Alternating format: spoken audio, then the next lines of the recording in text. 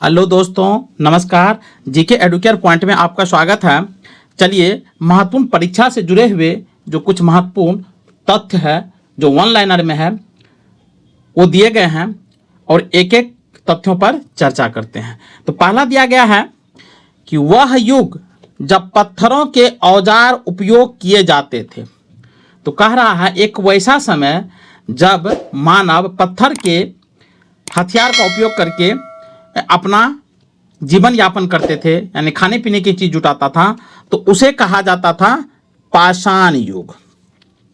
Next है कि पाषाण युग को कितने भागों में विभाजित किया गया है। तो पाषाण युग को 3 भागों में विभाजित किया गया है। पूरा पाषाण युग और मध्य पाषाण युग और नव पाषाण युग। नेक्स्ट है पाषाण युग में मानवों के जीविका के मुख्य साधन क्या थे। यानी पाषाण युग में मानव यानी लोग जो थे अपने जीवन जीने के लिए किस पर आधारित थे, तो वो शिकार करते थे और फल संग्रह करते थे। यानी इस समय लोग जो थे अस्थायी जीवन जीना नहीं जानते थे।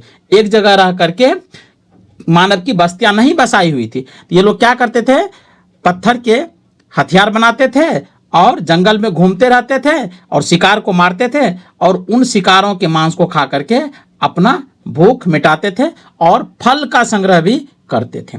नेक्स्ट है पुरापाषाण युग के मानव, जिन्हें आदि मानव कहा जाता था, के द्वारा खोजा गया प्रथम आविष्कार था। तो पुरापाषाण युग के जो मानव थे जिसे आदि मानव कहा जाता था, तो इनके द्वारा जो खोजा गया प्रथम आविष्कार था वो आग था। तो बहुत इंपॉर्टेंट प्रश्न है, आग का आविष्कार किस युग में हुआ था। तो पुरापाषाण युग में आग का आविष्कार हुआ था। नेक्स्ट है पुरापाषाण मानव द्वारा बनाया गया प्रथम औजार था। तो पुरापाषाण युग में मानव द्वारा जो बनाया गया प्रथम औजार था वो कुल्हाड़ी था।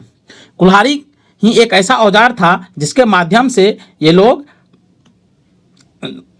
जानवरों की हत्या करते थे, जीव जंतु को मारते थे और उनका भोजन के रूप में प्रयोग करते थे। नेक्स्ट है पुरापाषाण मानव अपने सभी औजार किससे बनाते थे। तो कठोर पत्थर जो होते थे, जो मजबूत पत्थर होते थे, उन पत्थर से अपना औजार बनाते थे, उनको घिस करके पीट करके बनाए जाते थे। नेक्स्ट है पुरापाषाण युग के शैल चित्रों में सर्वाधिक चित्रांकन किसका हुआ है। तो पशुओं का। पुरापाषाण युग में जो गुफा के चित्र हैं उसमें सबसे अधिक जो चित्रांकन मिला है वो पशुओं का मिला है। क्या पुरापाषाण युग के लोग पशुओं से परिचित थे? बिल्कुल परिचित थे। नेक्स्ट है नवपाषाणिक शब्द का अर्थ होता है आत्मनिर्भर अर्थव्यवस्था। यानी पुरापाषाण युग के बाद का जो काल था वही नवपाषाणिक युग का काल माना जाता है। और नवपाषाण युग में लोग अस्थायी जीवन जीना सीख लिए थे, एक जगह रहना सीख लिए थे, कृषि व्यवस्था का विकास हो गया था, इसलिए इसको आत्मनिर्भर अर्थव्यवस्था के नाम से जाना जाता है। नेक्स्ट है पशुपालन और कृषि के बाद नवपाषाण युग के सर्वाधिक महत्वपूर्ण आविष्कार क्या थे। तो नवपाषाण युग में पशुपालन तो होता था, यानी लोग पशु को पालते थे, कृषि कार्य भी करते थे, अस्थायी कृषि का विकास हो गया था, अस्थायी जीवन रह गए थे, बस्तियां निर्माण हो गया था। और इस काल की जो सबसे महत्वपूर्ण आविष्कार थी वो था पहिया और चक्र।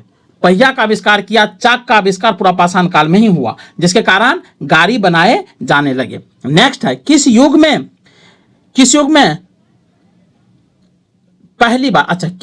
पहली बार मातृदेवी पूजा का स्पष्ट प्रमाण मिलता है। तो मातृदेवी पूजा का जो प्रमाण मिलता है ये नवपाषाण युग में मिलता है। वैसे सिंधु घाटी सभ्यता में भी मातृदेवी की पूजा बड़ी मात्रा में लोग करते थे, क्योंकि उनकी बहुत सारी मूर्तियां वहां पाए गए हैं।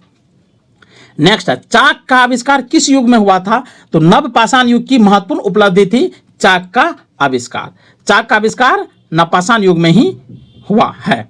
नेक्स्ट है मानव के अस्थायी जीवन का प्रमाण मिलता है तो नवपाषाण युग में, यानी नवपाषाण युग में मानव अस्थायी रूप से जीवन जीना सीख लिए थे, मिलजुल कर रहना सीख लिए थे, बस्ती का निर्माण कर लिया था। नेक्स्ट है मानव ने कपास से ऊन काटने और कपड़ा बनाने की कला कहाँ से सीखी थी। तो मानव ने कपास से ऊन काटने की और कपड़ा बनाने की कला जो था वो नवपाषाण युग में ही सीखा था। यानी नवपाषाण युग में कपड़े बुने जाते थे, बनाए जाते थे, वस्त्र निर्माण का केंद्र भी बनाए गए थे।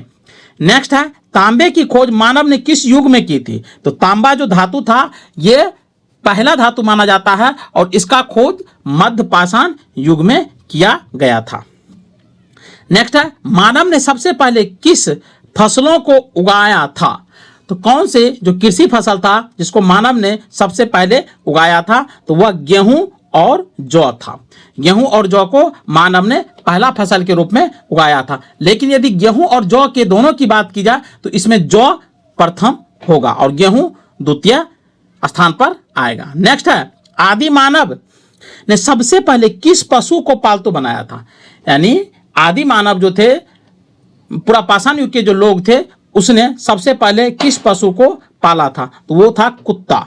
कुत्ता को ये लोग पहला पालतू जानवर बनाया था। नेक्स्ट है, चित्रकारी के प्राचीनतम साक्ष्य कहाँ से प्राप्त होते हैं? तो चित्रकारी के जो प्राचीनतम साक्ष्य होते हैं प्राप्त, ये भीमबेटका, और भीमबेटका जो है वर्तमान में एमपी यानी मध्य प्रदेश राज्य में अवस्थित हैं। नेक्स्ट है, मानव ने सबसे पहले किस धातु को खोजा था? जैसा कि हमने पहले चर्चा किया, मानव ने सबसे पहले मानव के द्वारा खोजा गया धातु वो तांबा था, और तांबा उस समय राजस्थान के साइड में भी पाए गए हैं।